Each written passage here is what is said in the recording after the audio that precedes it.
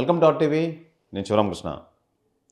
Cervical cancer ప్రస్తుత రోజుల్లో మహిళల్లో ఎక్కువ శాతం ఈ సర్వైకల్ క్యాన్సర్తో బాధపడుతున్నారు. అయితే దీనికి చికిత్స ఏ విధంగా తీసుకోవాలి, ఈ వ్యాధిని ఏ విధంగా గుర్తించాలని చెప్పి మనతో పాటు ఈరోజు మెడికవర్ హాస్పిటల్ సంబంధించి డాక్టర్ ఏ రమేష్ గారు సీనియర్ కన్సల్టెంట్ సర్జికల్ ఆంకాలజిస్ట్ ఉన్నారు. డాక్టర్ గారిని అడిగి మరిన్ని విషయాలు తెలుసుకునే ప్రయత్నం చేద్దాం. డాక్టర్ గారు నమస్తే సార్. ఆర్టీవీ ప్రేక్షకులకు నమస్కారం. నేను మీ doctor Ramesh, senior surgical oncologist and robotic surgeon, Medicover cancer institute.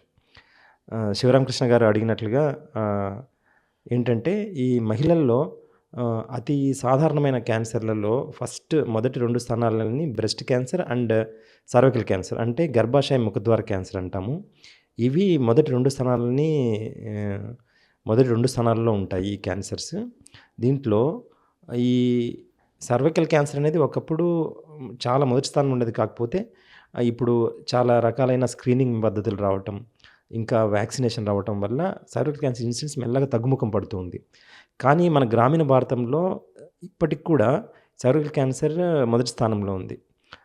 ఈ జనవరి మంత్ పర్టికులర్గా సర్వైకల్ క్యాన్సర్ యొక్క అవేర్నెస్ మంత్.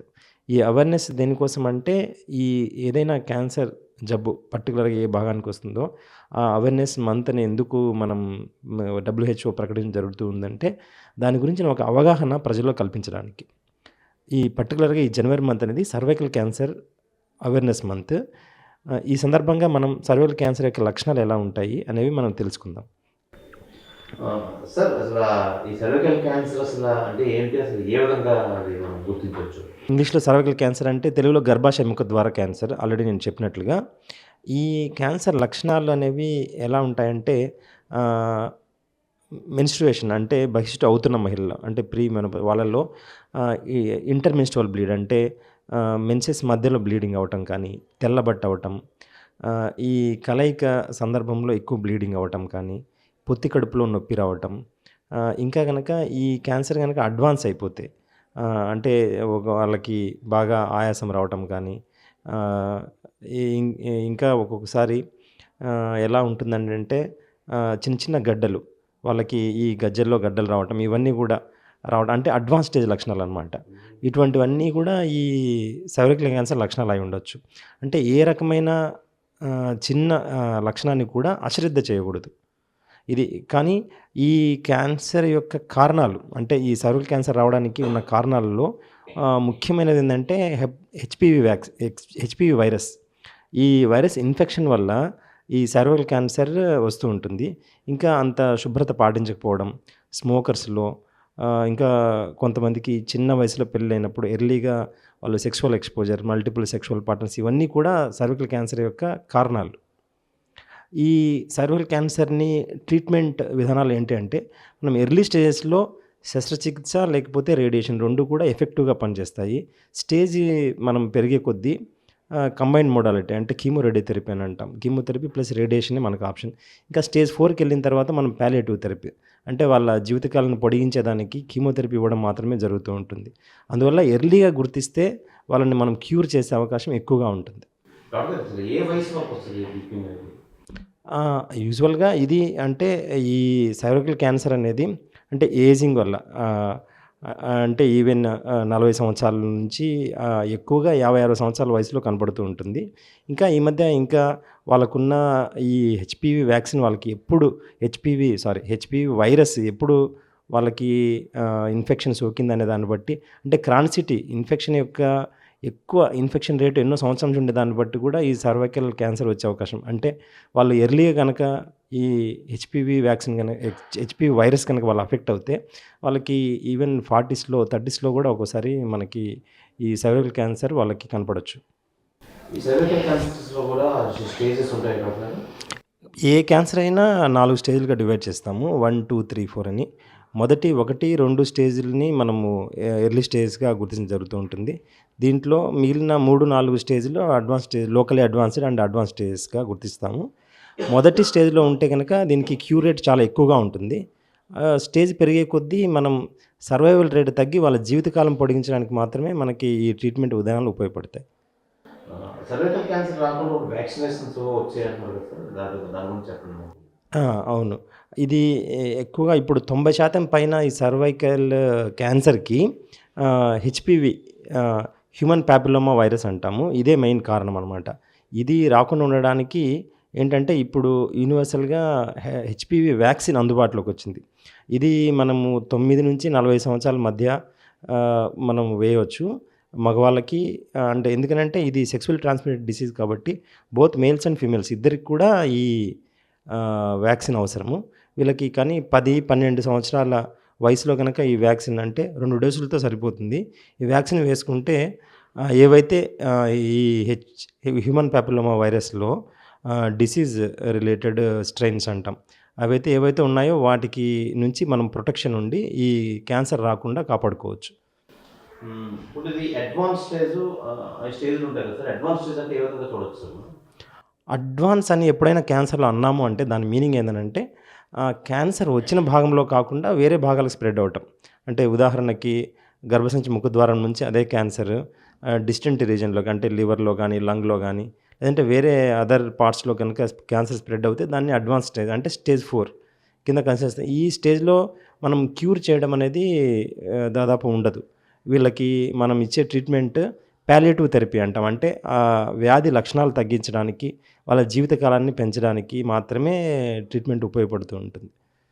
ఇప్పుడు మీరు చెప్పారు కదా 40-60-70 సంవత్సరాల వరకు ఎక్కువ ఈ వ్యాధి వస్తుందని. 40 సంవత్సరాలు రాలేని వాళ్ళు ఎలాంటి జాగ్రత్తలు తీసుకుని ఎలాంటి ప్రికాషన్ తీసుకుంటే మనం అవాయిడ్ చేయవచ్చు?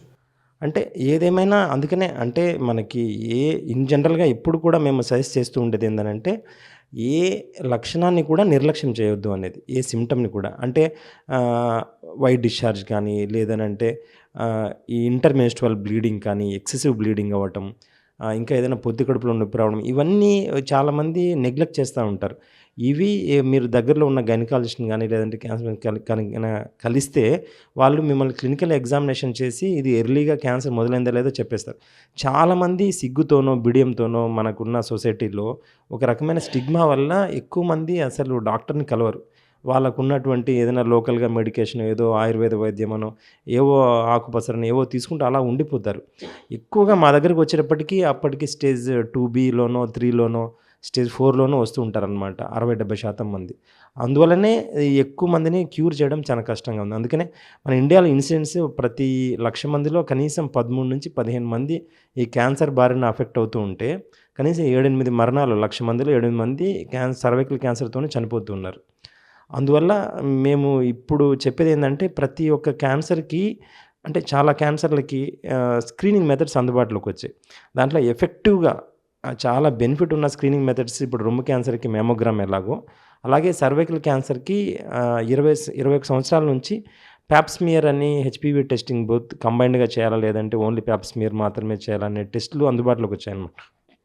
అంటే ఈ cervical cancer screening Pap smear test మనము 21 ఇయర్స్ నుంచి ప్రతి 3 సంవత్సరాలకు ఒకసారి కనుక చేసుకుంటూ దీంట్లో కనుక ఏదైనా కనుక ఎర్లీగా కనుక డౌట్ ఉంది అని అంటే క్యాన్సర్ని చాలా ప్రాథమిక స్థాయిలో గుర్తించవచ్చు. అప్పుడు మనము చేసే ట్రీట్మెంట్ వల్ల 100% పేషెంట్స్ని మనము ఈ సర్వైకల్ క్యాన్సర్ నుంచి సేవ్ చేయవచ్చు. అందువల్ల ప్రతి ఒక్క మహిళ కూడా ఈ cervical cancer screening very simple screening test. అది చాలా అందుబాటులో ఉంది చాలా చిన్న పట్టణాల్లో కూడా. అది దానివల్ల ఈజీగా ఈ స్క్రీనింగ్ ప్రోగ్రాంలో కనుక ఎంటర్ అయితే ఎర్లీగా క్యాన్సర్ని మనం డిటెక్ట్ చేసి దాని నుంచి కంప్లీట్గా క్యూర్ అయ్యే అవకాశం ఉంటుంది. డాక్టర్ గారు ఇప్పుడు ఈ సర్వైకల్ వీక్ మంత్ అన్నారు కదా, ఎలాంటి మెసేజ్ ఇస్తున్నారు? అంటే ఇప్పుడు వరల్డ్ హెల్త్ ఆర్గనైజేషన్ ఈ క్యాన్సర్ మొత్తం ఈ క్యాన్సర్ నుంచి అందరికీ అవగాహన కలిగించడం కోసము ప్రతి నెలలో ఏదో ఒక క్యాన్సర్ యొక్క అవేర్నెస్ మంత్గా ప్రకటించడం జరుగుతూ ఉంటుంది. అలాగే జనవరి కూడా సర్వైకల్ క్యాన్సర్, నేను ఆల్రెడీ దీని గురించి చెప్పాను. అంటే ఎందుకు ఇది అని అంటే అవగాహన కోసం. ఎందుకంటే మనకి ఎడ్యుకేషన్ లిటరసీ రేట్ పెరుగుతూ ఉంది.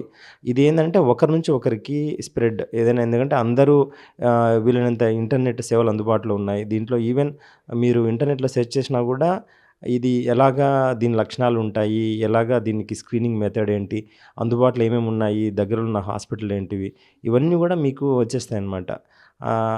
అందువల్ల మెసేజ్ ఏంది అని అంటే ప్రతి ఏవైతే లక్షణాలు ఉన్నాయో ఇవి ప్రతి మహిళ గుర్తుంచుకోవాలి. ప్రతి చిన్న లక్షణాన్ని కూడా నిర్లక్ష్యం చేయకూడదు. ప్రతి ఎలిజిబుల్గా అంటే 21 సంవత్సరాలు దాటిన మహిళ ప్యాప్స్మియర్ టెస్ట్ ప్రతి 3 సంవత్సరాలకు చేయడం వల్ల చాలా చిన్న టెస్ట్, ఖరీదు కూడా చాలా చాలా తక్కువ. చాలామంది గైనకాలజిస్టులు సింపుల్గా చేస్తూ ఉంటారు. ఈవెన్ బీ టౌన్లలో చిన్న చిన్న పట్టణాల్లో కూడా చేస్తారనమాట. ఇవి చేయించుకుంటే త్వరగా ఏదైనా గనక మనకి అబ్నార్మాలిటీ స్టార్ట్ అవుతే అది డిటెక్ట్ చేసి త్వరగా క్యూర్ చేయడానికి అవకాశం ఉంటుంది. ఇదే నేను ఈ ఆర్టీవీ ప్రేక్షకులకి ఈ ఈ సర్వైకల్ క్యాన్సర్ అవేర్నెస్ మంత్ సందర్భంగా ఇచ్చే చిన్న సందేశం. సర్వైకల్ క్యాన్సర్ స్త్రీ గర్భస్య ముఖద్వార క్యాన్సర్కి ఎలాంటి జాగ్రత్తలు తీసుకోవాలి, రాకుండా ఎలాంటి ఈ జాగ్రత్తలు తీసుకుని వ్యాక్సినేషన్ వేసుకోవాలని చెప్పి ఈ సర్జికల్ ఆంకాలజిస్ట్ డాక్టర్ రమేష్ గారు అయితే మనకి ఈ డీటెయిల్గా వివరించడం అయితే జరిగింది. మరిన్ని హెల్త్ అప్డేట్ కోసం చూస్తుండండి ఆర్టీవీ. కెమెరామెన్ అజయ్తో శివరామకృష్ణ, ఆర్టీవీ, విశాఖపట్నం నుంచి. మరిన్ని వీడియోస్ కోసం ఛానల్ ని సబ్స్క్రైబ్ చేయండి. లేటెస్ట్ అప్డేట్స్ కోసం వాట్సాప్ ఛానల్ ని ఫాలో అవ్వండి. ఆ లింక్ డిస్క్రిప్షన్ లో ఉంది.